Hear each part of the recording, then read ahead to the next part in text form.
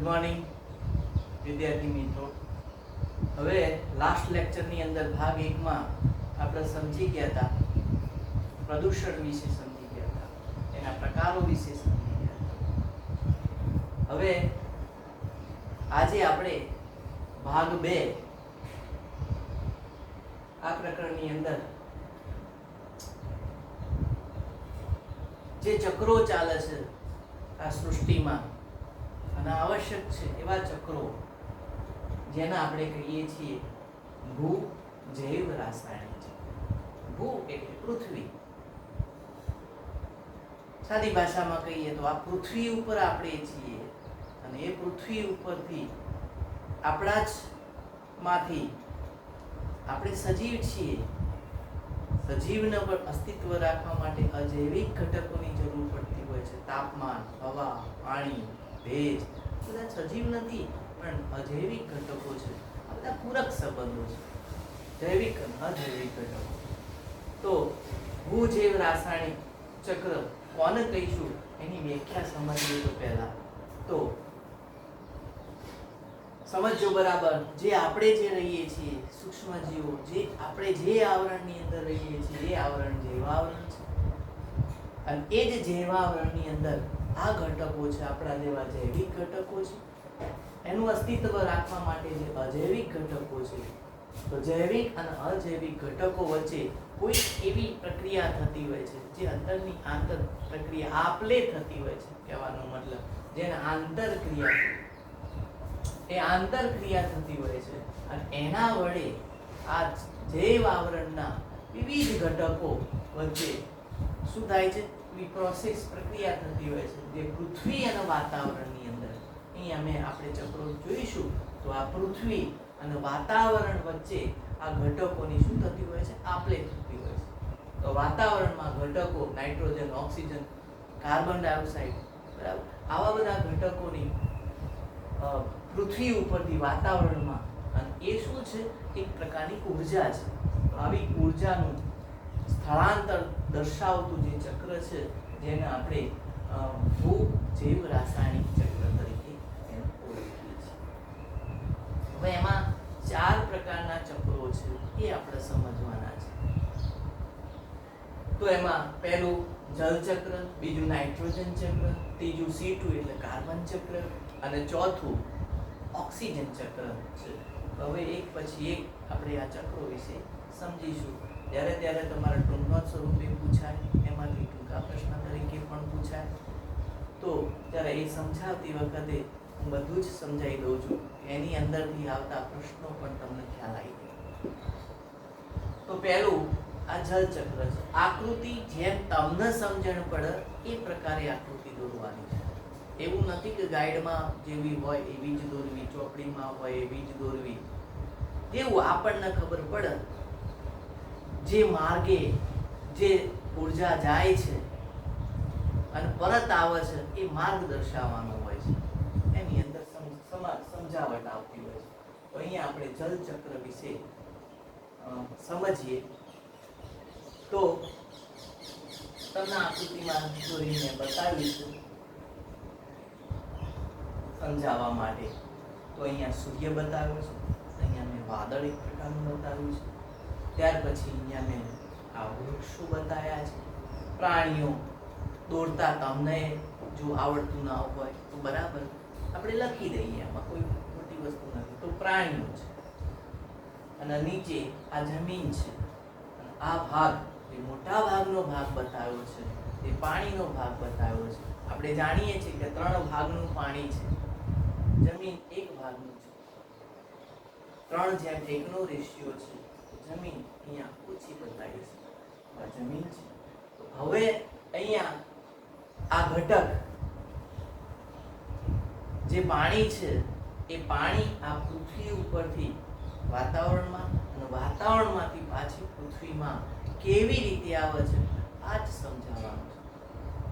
તો અહીંયા આપણે સમજીએ છીએ કે દાખલા તરીકે અહીંયા જુઓ, સૂર્ય છે. હરરોજના સમય માટે સૂર્ય દેવતા ઉગતા હોય છે. સૂર્ય દેવતા જો ઉગતા હોય અને એના જ સૂર્યપ્રકાશના લીધે આપણું અસ્તિત્વ છે. એક સમજી લો, સૂર્યનારાયણ ના હોય તો, એક પાણી ના હોય તો, એક હવા ના હોય તો, એક વૃક્ષો ના હોય તો આખું ચક્ર અટકી જતું હોય છે. માટે બધાની જ જરૂર પડતી હોય છે. જેમ આપણી જરૂરિયાત છે એમ અજૈવિક ઘટકોની જરૂરિયાત છે. તાપમાનની જરૂર હોય છે, પાણીની જરૂર હોય છે, હવાની જરૂર હોય છે. એમ અહીંયા સૂર્ય છે, સૂર્યની ગરમીથી, એના તાપમાનથી જે 3 ભાગની અંદર પાણી રહેલું છે. સમુદ્રની વાત નથી કરવાની. નદી, તળાવ, ઝરણા, જ્યાં જ્યાં પાણી હોય છે એ પાણી અહીંયા જે હોય છે એ પાણી આ તાપમાનના લીધે શું થતું હોય છે, અહીંયા આ પાણીનું વરાળમાં રૂપાંતર થાય છે. આપણે જાણીએ છીએ કે અહીંયા ગરમી ના લીધે શું થતું હોય છે, આ પાણીનું વરાળમાં રૂપાંતર થાય છે. પાણીનું વરાળમાં રૂપાંતર થતું હોય છે. પાણીનું વરાળમાં રૂપાંતર થાય છે, જેને શું કહીએ છીએ આપણે? બાષ્પીભવન. તો આ પાણીનું બાષ્પીભવન થઈ અને ક્યાં જાય છે? વાતાવરણમાં જતું હોય છે. અને એ સૂર્યનારાયણની મદદથી પ્રકાશ સંશ્લેષણથી કહેતા પ્રકાશનું સંશ્લેષણ, શોષણ થાય. પ્રકાશનું શોષણ થઈ અને પાણીનું બાષ્પીભવન એટલે બાષ્પમાં રૂપાંતર થઈ. બાષ્પીભવનની ક્રિયાથી એ ક્યાં જતું હોય છે? એ ઉપર વાતાવરણમાં એક અણુઓનું જોડાણ થાય છે, જેને સંઘનનની પ્રક્રિયા કહેવામાં આવે છે. અને એ સંઘનનની પ્રક્રિયાથી એવા જે કણો છે એ ત્યાં ઉપર જતા હોય છે. સંઘનનની ક્રિયાથી એક બૂંદની અંદર રૂપાંતર થતા હોય છે. અને એવા ઘણા બધા બૂંદ ભેગા થાય છે. જેને આકાશની અંદર આપણે જોઈએ તો આપણને જોવા મળતું હોય છે કે બાકીનો ભાગ અને વાદળનો, એક પાણી ભરેલા વાદળનો ભાગ એક અલગ દેખાતો હોય છે, એક ઘટ દેખાતો હોય છે. માટે આવું એનું સંઘનનની પ્રક્રિયાથી વાદળ રચાતું હોય છે. અને એ વાદળમાં ઊંચું દબાણ અને ઊંચું તાપમાન થતું જોવા મળે થાય છે. નથી કહેતા એકદમ આપણે હોઈએ છીએ સામાન્ય તાપમાને હોય છે તો પણ આપણે રહી શકતા નથી. અને એવું ઊંચું દબાણ અને તાપમાન થાય એ વખતે એ જ જે વાદળ છે, એ બૂંદ છે, એ બૂંદ સ્વરૂપે, એ પાણી સ્વરૂપે, વરસાદ સ્વરૂપે એ પાણી ક્યાં આવે છે? એ જમીનમાં આવતું હોય છે, ભૂમિના ભાગમાં આવતું હોય છે.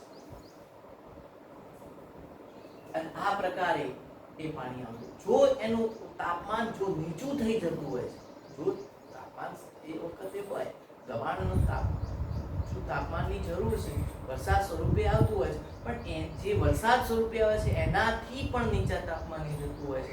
અને એ આપણે ધ્રુવ પ્રદેશોની અંદર જોવા મળતું હોય છે કે જ્યારે એ જે વરસાદ છે, એ પાણીના બૂંદ છે, એ નીચા તાપમાને શેમાં રૂપાંતર થઈ જાય? બરફમાં રૂપાંતર થઈ જાય. જેને આપણે સાદી ભાષામાં કહીએ છીએ કરા પડ્યા.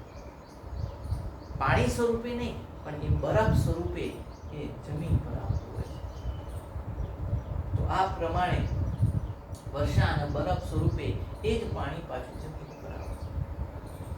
હવે એ જે પાણીનો ઉપયોગ કોણ કરે છે? તો એ પાણીનો ઉપયોગ અહીંયા આપણે કરીએ છીએ, પ્રાણીઓ કરે છે, એ વનસ્પતિ કરે છે. પ્રકાશ સંશ્લેષણની ક્રિયા કરવા માટે આપણે જોઈશું આગળ કે ભાઈ વાતાવરણમાંથી CO2, કાર્બન અને જમીનમાંથી પાણી લે છે. અને એ જ સૂર્યપ્રકાશની હાજરીમાં પ્રકાશ સંશ્લેષણની ક્રિયા એ આ પ્રમાણે આ કયું ચક્ર છે? આ જલ ચક્ર એ તમારે સમજાવવાનું છે. 9મા ધોરણ સુધી એની અંદર આ પ્રકારે છે. હવે પછી આપણે બીજું ચક્ર જરા સમજીએ. ઓકે, હવે આપણે બીજા નંબરનું નાઇટ્રોજન ચક્ર. એ નાઇટ્રોજન વાતાવરણમાંથી પૃથ્વી પર કેવી રીતે આવે છે અને એ પૃથ્વી ઉપરથી વાતાવરણમાં દરેકની અંદર આટલું જ ધ્યાન રાખવાનું દરેક ચક્રની વાતાવરણમાંથી પૃથ્વી ઉપર અને પૃથ્વી ઉપરથી વાતાવરણ. નથી કહેતા બસ આવે છે ખરી, પણ વાયા ક્યાં છે? બસ અહીંયા એવું છે. નાઇટ્રોજન હોય, પાણી હોય, કાર્બન હોય કે ઓક્સિજન, આ વાયા તમને તમારે યાદ રાખવાનું છે, બાકી કંઈ આમાં છે નહીં. એટલે અહીંયા આ પ્રકારે જે રીતના આપણને ખ્યાલ આવે એ રીતના આ એક ચક્ર આકૃતિ દોરીને સમજાવવાનું હોય તો એ તમે દોરી શકો. જેને જેમ આવતું હોય એ પ્રમાણે એ કરી શકો. આકૃતિ દોરવાની હોય તો આકૃતિ દોરવાની, એને સમજાવવાનું હોય તો એને એ પ્રમાણે સમજાવવાનું. એના માર્ક્સ જેટલા ગુણ આપ્યા હોય એના આધારે એ તમારે કરવાનું હોય છે. તો હવે આ નાઇટ્રોજન ચક્રમાં તમે સમજી લો, અહીંયા અહીંયા મેં લખાણ કર્યું છે એટલે તમને ખ્યાલ આવે. તો પહેલું વાતાવરણ, પૃથ્વી તો આપણે દર્શાવી દઈએ છીએ દરેક ચક્રમાં. તો વાતાવરણમાં અહીંયા નાઇટ્રોજન કેટલા ટકા છે? તો આપણે 78% નાઇટ્રોજન છે. તો 78% નાઇટ્રોજન છે એને જમીન પર લાવવાનો છે. એ એમને એમ આવતો નથી, એમને એમ ના આવી શકે. કોઈ એવી ક્રિયાથી નથી આવતું, કોઈ એવી કુદરતી ક્રિયાથી જ જમીન પર આવતું હોય છે. માટે એવી કુદરતી ક્રિયાઓ કઈ? તો એમાં એક જે આપણે અત્યારે ઋતુ છે, આપણે જાણીએ છીએ, સમજીએ છીએ, પ્રમાણે અનુભવીએ છીએ. વીજળીનો ચમકાટ થતો હોય છે, વીજળી પડતી હોય છે, જે મેઘ ગર્જના થતી હોય છે, એના પહેલા જે વીજળીનો અવાજ આવતો હોય છે અને એ અવાજ સાથે એક પ્રકારનો આ નાઇટ્રોજન એ અસ્થિર સ્વરૂપે આવતો હોય છે. પણ એ જે નાઇટ્રોજન અહીંયાથી છૂટો પડીને આવે છે એ પછી સમજાવું, પણ કહેવાનું વીજ ચમકાર દ્વારા એક રાસાયણિક ક્રિયા દ્વારા એ જમીન પર આવતો હોય છે, જેને કહીએ છીએ રાસાયણિક સ્થાપન. રાસાયણિક રીતે સ્થાપન થતું હોય છે. બીજી રીતે કઈ રીતે? તો અહીંયા તમને મેં સમજાવ્યું છે કે અહીંયા આ જે નાઇટ્રોજન છે એ સીધે સીધું જમીન પર આવતો હોય છે. એ વાયા કોણ? તો એ આપણે કઠોળ વર્ગની વનસ્પતિની મૂળ ગંડિકામાં એક એવા બેક્ટેરિયા રહેલા હોય, એ રાઇઝોબિયમ નામના બેક્ટેરિયા છે. તો એ રાઇઝોબિયમ નામના બેક્ટેરિયા છે એ નાઇટ્રોજનનું પેલા અહીંયા એનોટોમાં સ્થાપન કરે છે. અહીંયા શેમાં સ્થાપન કરે છે? એમોનિયામાં, NH3 માં સ્થાપન કરે છે. NH3 સ્વરૂપે અહીંયા જમીન પર એ લાવી દે છે. હવે જમીન પર આવી ગયા પછી જે નાઇટ્રોજનનું છે એ જ નાઇટ્રોજનનો ઉપયોગ કોણ કરે છે? તો આ માનવીય દ્વારા જ કરતો થવામાં આવતો હોય. તો આપણે ઉદ્યોગો સ્થાપીએ છીએ, તો ઉદ્યોગોમાં નાઇટ્રોજનનો ઉપયોગ કરીએ છીએ. નાઇટ્રિક એસિડ, નાઇટ્રસ, કોઈ બી એવા ઘટકોનો ઉપયોગ કરીએ છીએ. તો જેને કહેવામાં આવે છે નાઇટ્રોજનનું સ્થાપન થયું હોય, નાઇટ્રિફિકેશન થતું હોય છે. હવે એ નાઇટ્રોજનનું સ્થાપન થયું તે જેને નાઇટ્રિફિકેશન કહેવામાં આવે. આ ઉદ્યોગોમાં એ થતું હોય છે. હવે આ નાઇટ્રિફિકેશન થતું હોય છે અને એમાંથી જ પાછો વાતાવરણની અંદર આમાંથી જે જોડાઈ ગયેલો નાઇટ્રોજન હોય એ નાઇટ્રોજન શું કરે છે? છૂટો પડે છે. નાઇટ્રોજન છૂટો પડે છે, જેને શું કરીશું? ડીનાઇટ્રિફિકેશન. જે N2 સ્વરૂપે છૂટો પડે છે અને જે છૂટો પડે છે પાછો વાતાવરણમાં જાય છે. એ પ્રકારે અહીંયા આ પૃથ્વી ઉપરથી જે નાઇટ્રોજન રહેલો છે એ નાઇટ્રોજન શેમાં ફેરવાય છે? નાઇટ્રાઇટ્સ. શેમાં ફેરવાય છે? નાઇટ્રાઇટ્સ. આ નાઇટ્રાઇટ્સ શેમાં ફેરવાય છે? નાઇટ્રેટસ. જે નાઇટ્રેટસ છે કે જે સંયોજન સ્વરૂપે જે નાઇટ્રોજન છે એનો ઉપયોગ આ વનસ્પતિ કરતી હોય છે. વનસ્પતિનો ઉપયોગ કોણ કરે છે? તો આપણા જેવા પ્રાણીઓ કરતા હોય છે. અને જ્યારે વનસ્પતિ અને પ્રાણીઓનો એ અમુક સમયાંતરે, અમુક કાળે જ્યારે એનું આપણે થઈ જાય મૃત્યુ કહીએ છીએ, વનસ્પતિ એ નાશ થાય છે, એ વખતે પાછું એ વનસ્પતિ અને પ્રાણીઓ એ પાછા એ જમીનમાં લટાતા હોય છે. ત્યાર પછી એટલે પાછું નાઇટ્રોજન અહીંયા સ્થાપિત થઈ જાય છે. જે નાઇટ્રોજન સ્થાપિત થાય એ આ પ્રક્રિયા ઔદ્યોગિક સ્થાપનથી નાઇટ્રિફિકેશન થઈ, નાઇટ્રિફિકેશનમાંથી નાઇટ્રોજન છૂટો પડી પાછો વાતાવરણમાં જાય છે. તો આ પ્રકારે આપણે અહીંયા નાઇટ્રોજન ચક્ર સમજાવવાનું છે. તો ફરીથી તમને યાદ કરાવી દઉં તો બે રીતે સ્થાપન થાય છે. એક રાસાયણિક સ્થાપન અને બીજું કયું સ્થાપન છે? અહીંયા આ જૈવિક સ્થાપન. બે રીતે નાઇટ્રોજન જમીનમાં સ્થાપન થતું હોય છે. રાસાયણિકમાં આટલું જ સમજાવવાનું છે કે ભાઈ આ પ્રક્રિયાથી વીજ ચમકારથી જે નાઇટ્રોજન છે એ નાઇટ્રોજન છૂટો પડી અને વાતાવરણમાં શું હોય? હવા. તો એ O2 સાથે સંયોજાય અને નાઇટ્રોજન O2 સાથે સંયોજાય શું બની જાય? NO2. અને પાછું આવું NO2 છે એ વરસાદ તો પડે વીજળી થયા પછી, વીજ ચમકાર દ્વારા પછી પાછું એવું પાણીના બૂંદની અંદર એ પાણીમાં એવો નાઇટ્રોજન ઓક્સાઇડ એ આમાં જતો રહેતો હોય છે. માટે પાણીમાં એ શું થઈ જાય? ઓગળી જાય માટે એ જ NO2 છે એક એસિડમાં રૂપાંતર થઈ જાય, નાઇટ્રિક એસિડમાં રૂપાંતર થઈ જાય.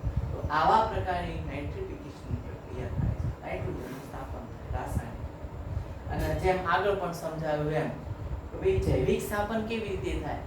તો આપણે જે કઠોળ વર્ગની વનસ્પતિ ખાઈએ છીએ, ચણા, મગ, મઠ, વાલ, વટાણા, બધું કઠોળ કહેવાય. એ જ્યારે કઠોળ થતું હોય છે એ છોડ તૈયાર થતો હોય છે. એ છોડના મૂળમાં શું હોય છે? મૂળ ગંડિકા હોય. અને એ મૂળ ગંડિકામાં કયા બેક્ટેરિયા હોય છે? રાઇઝોબિયમ નામના બેક્ટેરિયા. ખાલી જગ્યામાં પૂછાય તો યાદ રાખવાનું કયા બેક્ટેરિયા હોય છે કે જે નાઇટ્રોજનના સ્થાપનમાં ઉપયોગ કરે છે? તો એ રાઇઝોબિયમ નામના બેક્ટેરિયા એ નાઇટ્રોજનનું સીધું સ્થાપન અહીંયા NH3 સ્વરૂપે અહીંયા જમીનમાં કરતા હોય છે, જેનો ઉપયોગ આપણે બધા કરીએ છીએ. આ વનસ્પતિમાં જે હોય છે કઠોળની વનસ્પતિ એનો ઉપયોગ આપણે પ્રાણીઓ કરીએ છીએ. એનું મૃત્યુ થાય છે ત્યારે પાછું જમીનમાં એ વાપરે. તો આ રીતના એ જૈવિક સ્થાપન. ત્રીજો રૂટ આ વાયા જો એક આ વાયા, આ બીજું વાયા, આ ત્રીજી રીતે આ જ નાઇટ્રોજનનો ઉપયોગ ઉદ્યોગો માટે કરીએ છીએ, માટે ઔદ્યોગિક સ્થાપન થાય.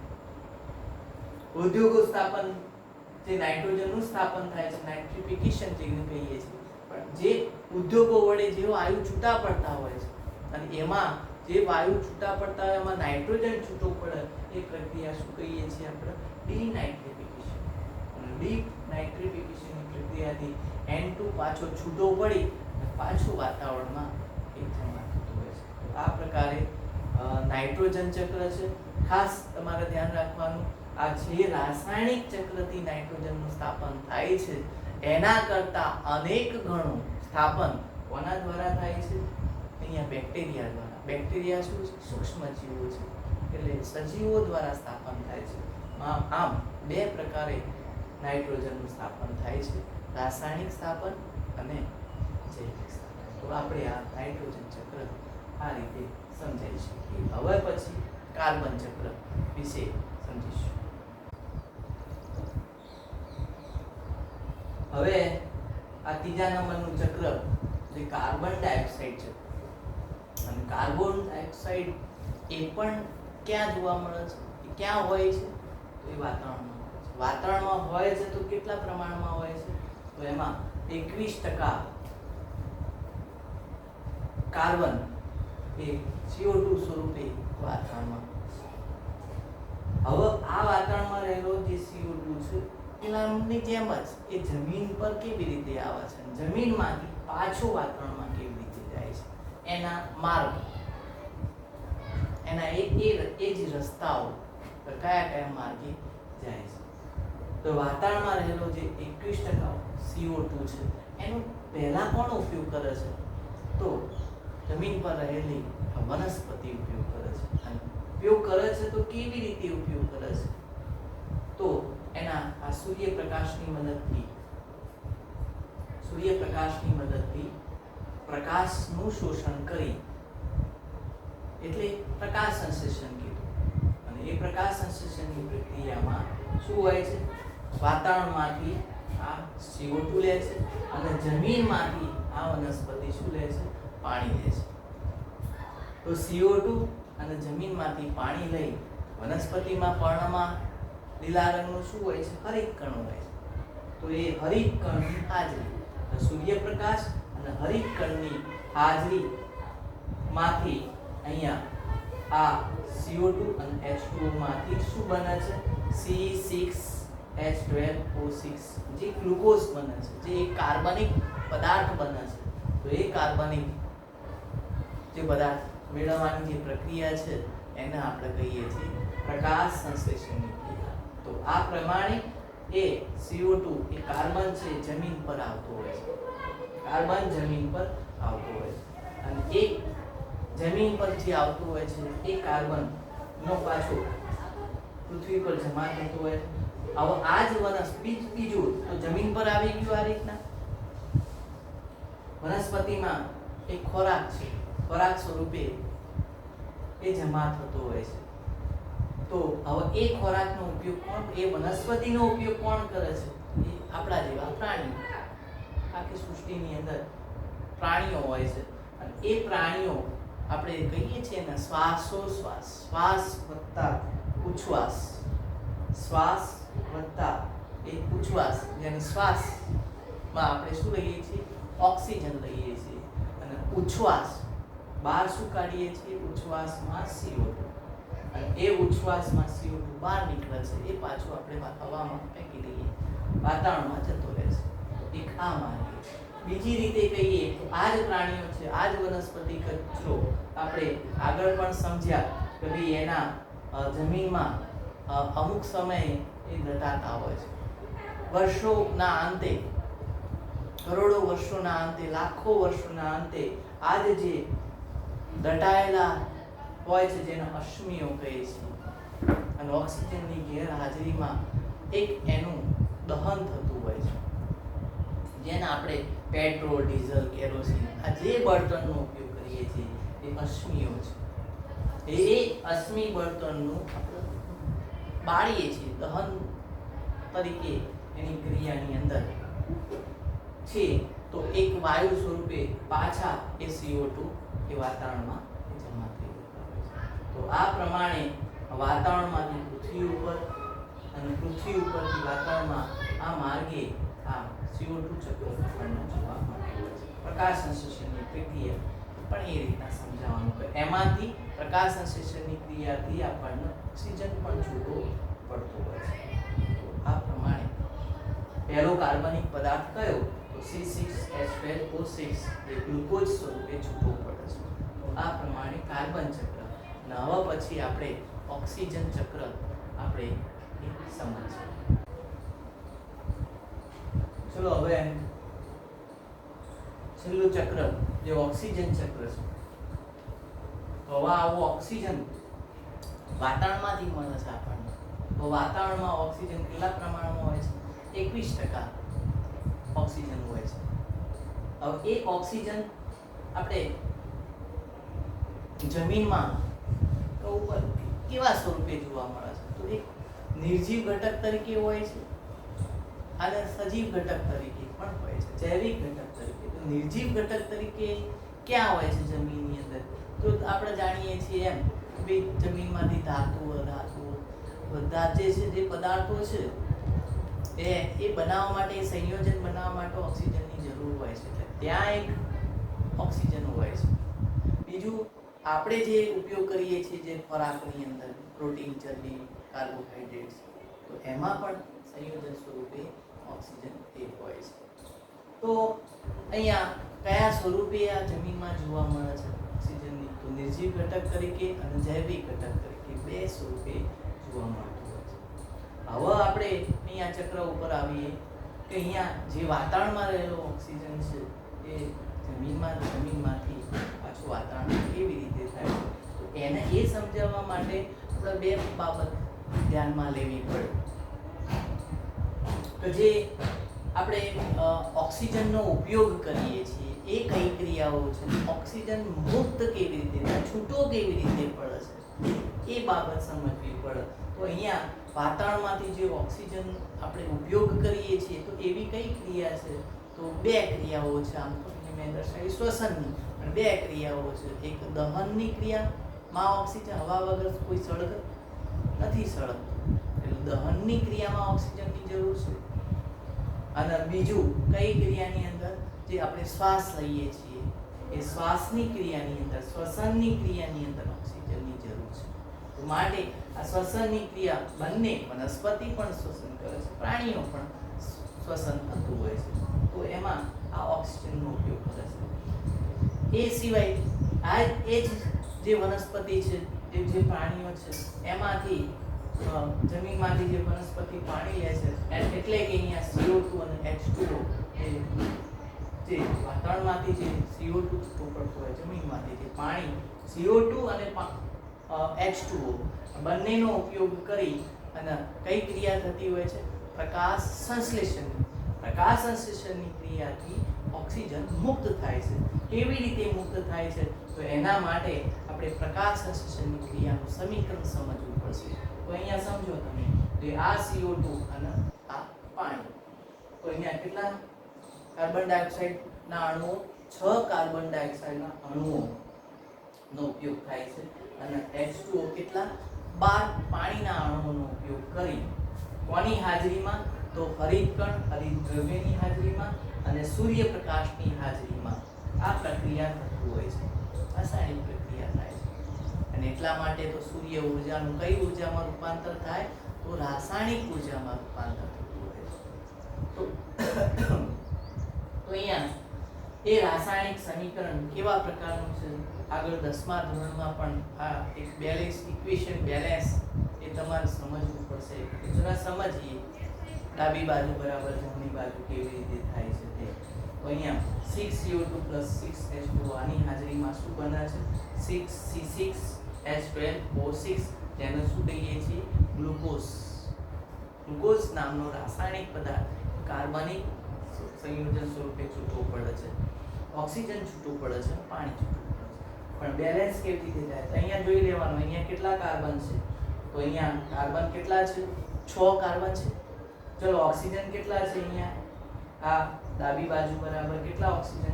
તો અહીંયા જુઓ, સમજી લો, 6 × 12 ઓક્સિજન વત્તા અહીંયા 12 ઓક્સિજન માટે કેટલા થયા? 12 × 24 ઓક્સિજન થયા. ચલો હાઇડ્રોજન કેટલા છે એ જરા જોઈ લઈએ. તો અહીંયા હાઇડ્રોજન અહીંયા જ છે માટે અહીંયા 12 × 24 માટે 24 હાઇડ્રોજન છે. હવે એટલી જ અહીંયા જમણી બાજુ હોવા જોઈએ. તો અહીંયા તમે જુઓ, આપણે કાર્બન 6 કીધા હતા તો 6 કાર્બન હોવા જોઈએ માટે અહીંયા C6. ગ્લુકોઝની અંદર હાઇડ્રોજન 12 જ મુકાતા હોય છે એટલે અહીંયા આપણે હાઇડ્રોજન 12 હાઇડ્રોજન મૂકી દીધા. પછી 12 હાઇડ્રોજન બીજા જોઈશે એ પછી તો અહીંયા ઓક્સિજન 6. હવે અહીંયા જુઓ 6 ઓક્સિજન આવી ગયા તો અહીંયા 6O2 અહીંયા કેટલા ઓક્સિજન આવી ગયા? 12 ઓક્સિજન. તો 12 ને 6 18 ઓક્સિજન. 18 ને અહીંયા કેટલા ઓક્સિજન છે? 6 ઓક્સિજન. તો 18 ને 6 કેટલા થઈ ગયા? 24 થઈ ગયા. તો 24 ઓક્સિજન આવી ગયા. હાઇડ્રોજન કેટલા છે? તો અહીંયા 6 × 12 અહીંયા 12 છે. 12 × 24 થઈ ગયા. તો આ પ્રમાણે પ્રકાશ સંશ્લેષણની ક્રિયાનું સમીકરણ આ બેલેન્સ થતું હોય છે. તો આ પ્રમાણે આ ઓક્સિજન ચક્ર આપણે સમજી શકીએ છીએ. હવે એના પછી ગ્રીન હાઉસ ઇફેક્ટ અને ઓઝોન લેયર આ બાબત સમજીએ પછી આપણે પ્રકરણ પૂરું કરશું.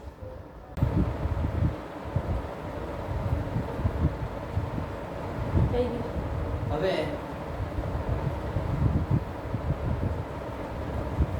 ભૂજૈવ રાસાયણિક ચક્રોની સમજ લીધા પછી જે આગળ આ પૃથ્વી પર આપણને જોવા મળતું હોય છે, અનુભવતા હોઈએ છીએ, એક એવી ઘટના છે તે સમજવાનું છે. એમાં ટૂંકો પ્રશ્ન પૂછાય એમાં ગ્રીન હાઉસ અસર એ કોને કહેવાશે? એ ઘટના કેવી છે? અને ગ્રીન હાઉસ અસર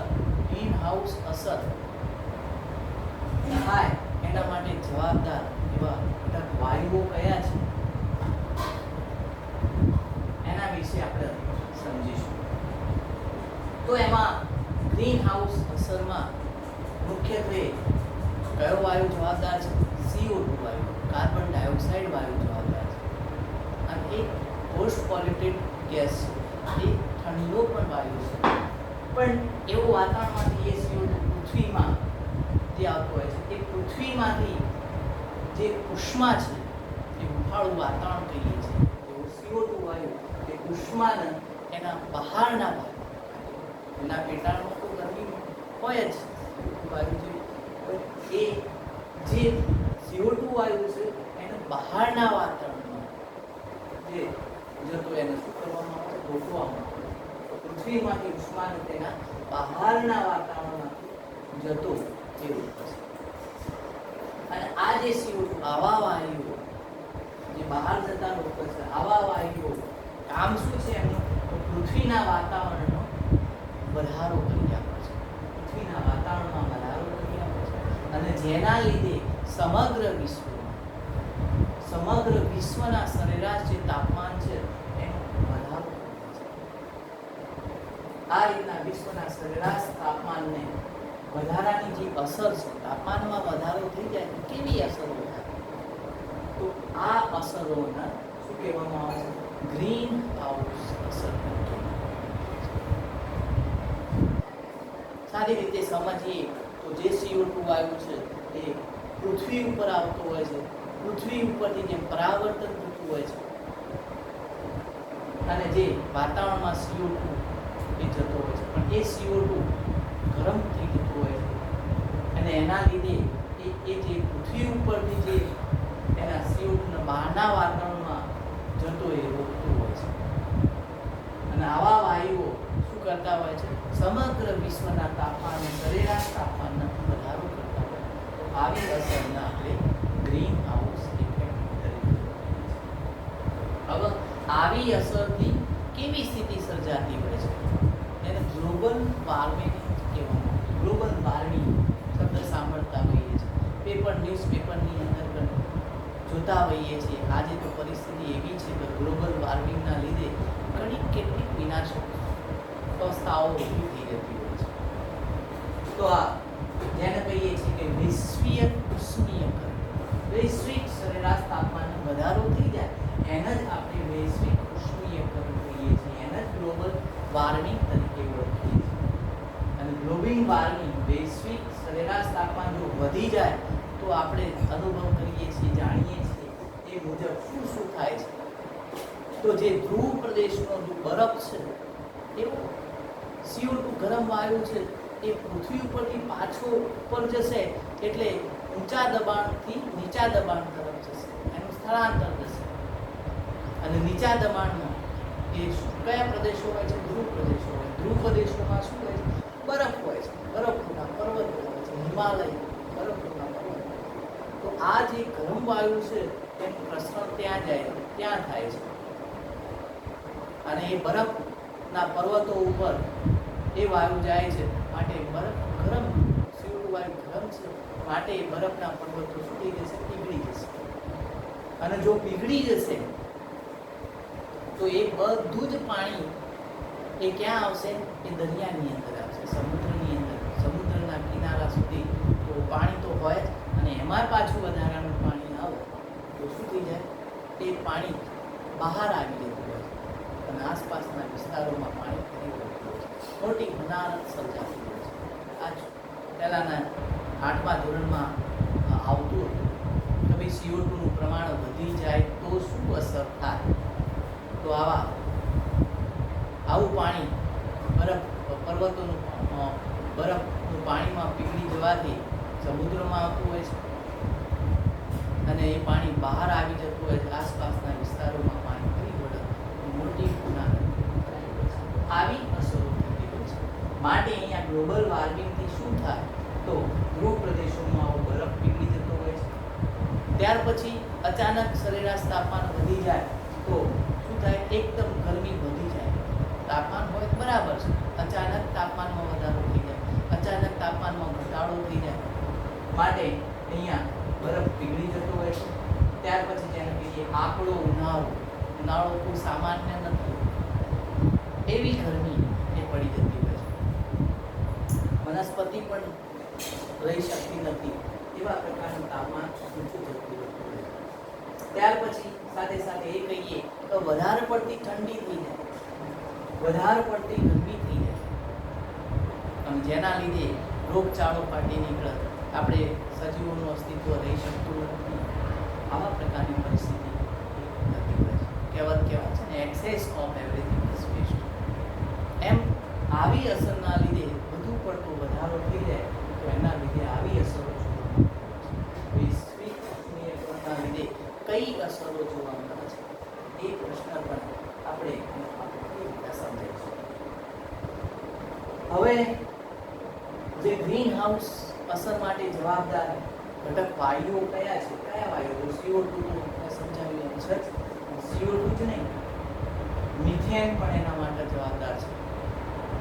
એ રીતના ક્લોરોફ્લોરોકાર્બન CFC એના માટે જવાબદાર જે છે તે આપણે રેફ્રિજરેટર ફ્રીજની અંદર ઉપયોગ કરીએ છીએ ત્યાં સુધી વાયુ તો છે જ, ત્યાં સુધી નુકસાન નથી કરતો, પણ જ્યારે બગડે છે કે જ્યારે હોય ત્યારે એમાંથી CFC છૂટું પડતું હોય છે અને એ CFC વાતાવરણમાં જતું હોય છે અને એના લીધે આવા ગ્રીન હાઉસ વૈશ્વિક ઉષ્ણીયકરણ એ જોવા મળતું હોય છે. માટે આ ઘટક વાયુ એના માટે આ પ્રમાણે આપણે ગ્રીન હાઉસ અસર વિશે સમજાય. હવે આ પ્રકરણમાં છેલ્લો મુદ્દો જેને કહીએ ozone. Ozone, what is the ozone atoms? Ozone અણુ શું છે? તો ઓઝોન અણુ શું છે એના માટે સમજીએ તો તમે સમજો છો કે અહીંયા પૃથ્વી છે, આપણે જે રહીએ છીએ પૃથ્વી છે, તો ઓઝોન આવરણ, તો ઓઝોન આવરણ પૃથ્વીની સપાટીથી અમુક અંતરે આ ઓઝોન આવરણ આવેલું છે. તો આ ઓઝોન બને છે કેવી રીતે? ધોરણ 10 ની અંદર પણ આવતું હોય છે કે ભાઈ ઓઝોન આવરણ કેવી રીતે બનતું હોય છે. તો અહીંયા આપણા પૃથ્વીના ઉપરનું વાતાવરણ, એનું વાતાવરણમાં જે હવા ઓક્સિજન લઈએ છીએ એ જેને O2 કેટલા અણુ સ્વરૂપે હોય છે? દ્વિપરમાણુ સ્વરૂપે હોય છે, O2 સ્વરૂપે હોય છે. આવી હવા એ ઉપર જાય છે અને ઉપર જાય છે એમાં વધારાનું એક ઓક્સિજન ઉમેરી જાય છે. માટે O2 હતો પ્લસ અહીંયા O લખ્યું, માટે અહીંયા O2 + 1 2 + 1 એટલે અહીંયા કેટલા થઈ ગયા ઓક્સિજનના અણુઓ? 3. અને જે O3 છે એ જ ઓઝોન છે. અને આવો ઓઝોન એક પ્રકારનું સ્તર બનાવી દે છે પૃથ્વીની સપાટી ઉપર. વાતાવરણના જે પ્રકારનું આવરણ બની જાય છે અને આવું આવરણ જેને આપણે ઓઝોન આવરણ તરીકે ઓળખીએ છીએ. હવે ઓઝોન આવરણના લીધે આપણા પૃથ્વી ઉપર શું અસર થાય છે એ હું તમને સમજાવું. તો પૃથ્વી ઉપર આપણે વનસ્પતિઓ, સમગ્ર પ્રાણી એનું અસ્તિત્વ છે. હવે સૂર્યપ્રકાશની જરૂર છે ખરી, પણ જો સૂર્યપ્રકાશના કિરણો સીધા વનસ્પતિ કે આપણા ઉપર, પ્રાણી જગત ઉપર, પ્રાણી સૃષ્ટિ ઉપર આવતું હોય છે તો એની અસરો થતી હોય છે. કેટલાય રોગો થતા હોય છે. સીધો જો આવ્યું છે આપણી ચામડી બળી જાય તો કેમ બળી જાય? તો સીધી આવે તો એ યુવી પારજાંબલી કિરણોની અસરના લીધે આવા પ્રકારની વિનાશક અસરો જોવા મળતી હોય છે. પણ એવું થતું નથી. એક ઓઝોન લેયર એક ગળણી જેવું કામ કરે છે. મિત્રો, આપણે ઘરે ચા બનાવીએ અને એ ચાની અંદર આપણે ગળણી રાખીએ છીએ. ગળણીમાં આપણને ચા જ પીવા મળતી હોય છે તો એનો ટેસ્ટ સારો આવતો હોય છે. પણ કદાચ એ ગળણીની અંદર જો કાણું પડી જાય તો શું જોવા મળશે કે જે ચાનો કૂચો છે, જે ચાના છે એ આપણા ચાની અંદર આવશે તો આપણે પીવામાં મજા આવતી નથી. એમ અહીંયા પણ આ ઓઝોન લેયરના કારણે એ ગરણીથી ઢાળીને અહીંયા પૃથ્વી ઉપર આવે છે અને માટે એ ગરમીની આપણા ઉપર અસર કરતી નથી. એટલે કહેવાનો મતલબ એનાથી શું ફાયદો થાય છે ઓઝોન આવરણથી? કે સજીવોને પારજાંબલી કિરણોથી રક્ષણ આપે છે. આ એનો એક ફાયદો છે. પણ કદાચ આપણી માનવીય પ્રવૃત્તિઓના કારણે, ઉદ્યોગોના કારણે એક એવા પોઈઝનસ વાયુઓ જે ઉત્પન્ન થતા હોય છે અને એવા વાયુ પાછા વાતાવરણમાં જાય છે અને વાતાવરણમાં આવા વાયુઓના કારણે આ જે આવરણ છે, જે ગરણી પ્રકારનું એક લેયર છે એના ઉપર જાય છે, ત્યાં શું કરી દે છે? ગાબડા પાડી દે છે. ન્યૂઝની અંદર, પેપરની અંદર આપણે ઓઝોન સ્તરની અંદર હવે ગાબડા પડવાની તૈયારીમાં ચાલુ છે. એટલા પોલ્યુટેડ વાયુઓ ઉત્પન્ન થાય છે, પ્રદૂષક વાયુઓ ઉત્પન્ન થાય છે. અને એ વાયુઓને આપણે ઘટાડવું હોય તો શું કરવું જોઈએ? વૃક્ષારોપણ કરવું, વૃક્ષો વાવવા જોઈએ કે જેનાથી આ વાયુઓની અસર ઓછી થાય, આવા ઓઝોન લેયરમાં ગાબડા ઓછા પડે. તો આ રીતના એની અસરથી શું થાય અને એનો ફાયદો શું છે એ તમને લખીશું. તો મિત્રો, આ રીતના આપણું 14મું પ્રકરણ નૈસર્ગિક સ્ત્રોતો એ પૂર્ણ થાય છે. એટલે હવે આ પ્રકારે એના જે પ્રશ્નો છે, સ્વાધ્યાયના પ્રશ્નો છે, એ તમારા હોમવર્ક કાર્યની અંદર નોટની અંદર લખવાના. અને હવે નેક્સ્ટ ઓગસ્ટની જે કસોટી આવશે તમને આપેલું છે, મેસેજ આવી ગયો હશે,